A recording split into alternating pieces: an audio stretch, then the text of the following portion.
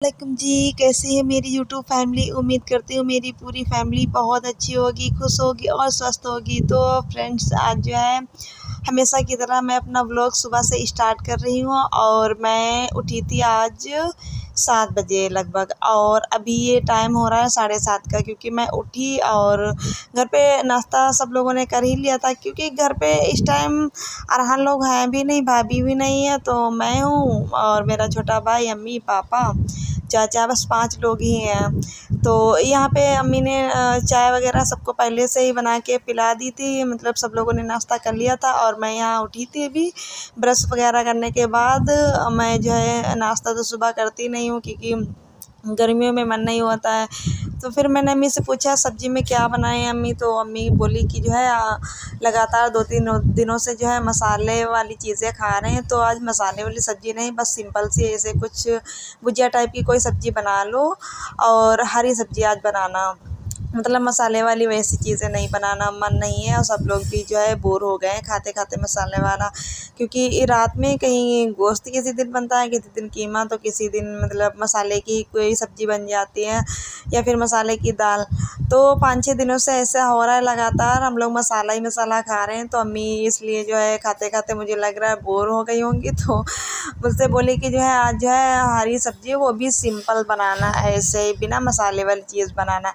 तो यहाँ पे मैं जो है तुरई ये फ्रिज में पड़ी हुई थी, तो मैंने सोचा चलिए यहाँ तुरई की सब्ज़ी बना लेती हूँ।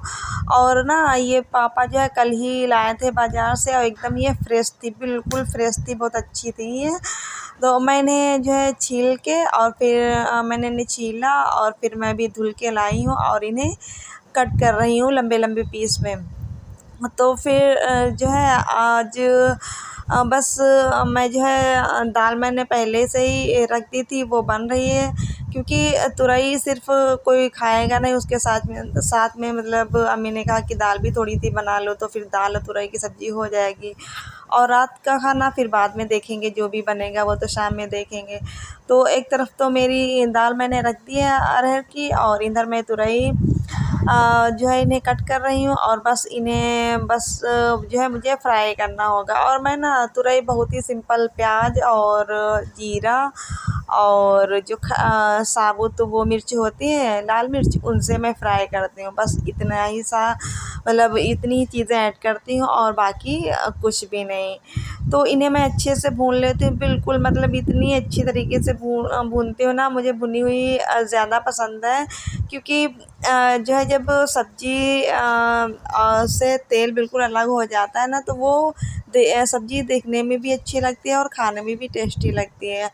तो यहाँ पे मैंने जो है दाल और सब्ज़ी चावल बना लिए थे, और फिर मैंने सोचा चले उसका तो मैं वीडियो बना नहीं पाई थी, क्योंकि गर्मी थी। तो फिर किसी किसी दिन मन नहीं होता है कि सुबह की पूरी रूटीन ऐसे दिखाऊं। और तो यहाँ पे मैं रोटियां बना रही थी, तो मैंने सोचा चले इसकी थोड़ी सी वीडियो बना लेती हूँ। और रोटियां भी आज मैंने मुश्किल से शायद से 9 बनाई थी, 9 या 8 करके कुछ ऐसी ही सब रोटी बनाई थी। और गर्मी भी बहुत लग रही थी, तो साथ में मैंने यहाँ पे पंखा रख लिया था, ये सोलर से पंखा चलता है, तो इससे ना किचन में रख लो तो गर्मी का एहसास थोड़ा कम होता है। वैसे तो जब रोटी बनाओ तो सबसे, मेरे लिए तो सबसे ज़्यादा मुश्किल का काम गर्मी में होता है रोटी बनाना। सारे काम हो जाते हैं, लेकिन बस रोटी बनाने में मौत आती है। बहुत ज़्यादा, बहुत मुश्किल होता है भाई किचन में गर्मियों में काम करना। तो इसलिए मैंने जो है यहाँ पे पंखा लगा लिया था, और मैं जो है पंखा हमेशा ही लगा लेती हूँ गर्मी जब भी होती है। जैसे बर्तन धुलने हैं तो फिर पंखा लगा लेती हूँ, या फिर रोटी जब बनाना हुआ तो पंखा लगा लेती हूँ, या फिर जैसे गोश्त वगैरह बनाना होता है तो पंखा लगा लेती हूँ। क्योंकि रोटी का ये होता है कि जब तक रोटी बनाओ तब तक वहाँ पे खड़े ही रहना होता है गैस के पास। बाकी सब्ज़ी वगैरह अगर कुछ बनानी है तो फ्राई कर दो और किचन से बाहर निकल लो, तो वो मतलब धीरे धीरे बनती रहती है। लेकिन रोटियों में ये होता है कि पूरा टाइम गैस के पास ही खड़े होना होता है। तो और गर्मी ऊपर से इतनी ज़्यादा हो रही है कि पूछो ही मत। बारिश भी हो रही है और बराबर गर्मी भी हो रही है। तो यहाँ पे देखिए फटाफट मैंने सारी रोटियां बना ली थी, और रोटियां बनाने के बाद मैं यहाँ पे आ गई थी। मैंने सोचा जो है सब लोगों ने लंच वगैरह यहाँ पे सब लोगों ने कर ही लिया था, तो ये यहाँ पे थोड़े बर्तन पड़े हुए थे। वैसे सुबह वाले बर्तन तो मैंने वो नाश्ते वगैरह वाले जो थे वो पहले ही धुल के रख दिए थे, ये बाद वाले हैं। अभी सब लोगों ने खाना खा लिया है और ये टाइम हो रहा था लगभग 11:30 बजे का। तो किचन में ना मेरे यहाँ एक ही मतलब बल्ब है, तो इधर सिंक की तरफ अगर वीडियो बनाओ तो अंधेरा सा रहता है हमेशा। तो मैंने यहाँ पे एक होम लाइट रख ली थी जिससे कि मतलब वीडियो क्लियर आए। तो यहाँ पे मैंने होम लाइट रख ली थी और यहाँ पे मैं बर्तन धुल रही हूँ। बर्तन ज़्यादा नहीं थे, बस थोड़े ही थे। एक कुकर था और कुछ प्लेटें थी और कुछ गिलास थे, बस इतना ही था। तो यहाँ पे जो है मैं बर्तन ऐसे धुल रही हूँ और यहाँ पे भी बर्तन धुल रही हूँ, लेकिन पंखा भी चल रहा है किचन में पीछे से, मतलब पीछे चल रहा है पंखा। तो एक तो इधर जो है ये सिंक जो है बिल्कुल मेरे यहाँ साइड में लगा हुआ है, तो बहुत अंधेरा सा रहता है। बल्ब उधर है जिधर वो गैस का चूल्हा रखा है, उधर साइड में जो है वो बल्ब लगा है। और इस साइड में जब बर्तन धुलो ना, तो अगर मैं सोचूं कि वीडियो बना लूँ तो फिर वो क्लियर नहीं आती, अंधेरा अंधेरा सा लगता है। तो इसलिए मैंने जो है होम लाइट लगा ली थी, या जो कि ये सोलर से चलती है। तो यहाँ पे बस सारे बर्तन हो गए थे, मैंने धुल लिए अच्छे से। धुलने के बाद ये लास्ट में कुकर बचता है, तो मैं इसे भी चलिए फटाफट धुल लेती हूँ। धुलने के बाद साथ में मेरी वॉशिंग मशीन भी चल रही है, क्योंकि कपड़े भी हो गए थे 2 दिनों के, भाई के थे, मेरे थे, अम्मी के थे। तो मैंने सोचा चले साथ में ये भी, इससे भी फुर्सत मिल जाएगी। तो यहाँ पे मैं बर्तन धुलने के बाद साथ में मेरे कपड़े भी धुल रहे हैं।